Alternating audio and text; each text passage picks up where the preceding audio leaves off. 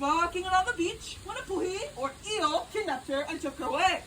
Now when Maui heard about this, he was furious. He gripped his spear, he marched over to that puhi, and he confronted it. To which they then battled for 7 days, 7 nights, into which Maui was victorious. He then rescued his mother, then brought her back to the island safe and sound. He did, however, think the puhi was a worthy adversary, so as a sign of respect, he decided to give him a proper burial. And then a few days later, spread the very first coconut tree on top of that puhi's grave. And then every time you guys husk open a brown-shelled coconut, you can kind of see the face of the puhi looking right at you. Some people like to say it looks like a seal, a pufferfish, a bowling ball. But you may have seen these types of coconuts in your grocery stores. If you were to try and grow a coconut tree with just this, you will not succeed. It would just dry up, rot, and die. It needs the husk in order to protect it from the elements. But now that we got it like this, we can go ahead and drain it of its water. I'm going to be using this screwdriver right here. You just want to jab it between one of the 3 holes. You do, however, want to make sure that it is the correct one. Because if I were to jab into the puhi's eyes, well,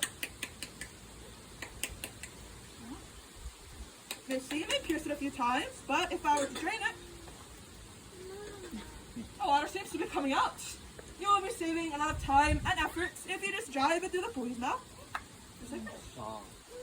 Just want to move it around to dislodge some material inside to make it easier for you to drain. And then once you flip it over, the water should come out. And I'm sure you all have heard about coconut water. It's very, very good for you, full of electrolytes, very, very hydrating. Wait, coconut water? I thought it was called coconut milk. Oh, there's 2. There's coconut water and coconut milk. So the water is the thing that I just poured out, and then the milk comes from the meat inside. Yeah. But you know, it's like a natural Gatorade, right? It's very, very good for you, full of electrolytes, very, very hydrating. However, the facts of the water only really apply to the green or the other ones, not so much the brown ones. As usually, the water has been sitting in here for over a year, so it can be more fermented, sour, sometimes acts more as a laxative than anything. So if you do too much sips of this, then you could be running to the bathroom in no time. Got a lot of water in this one, but you guys can take a look at it.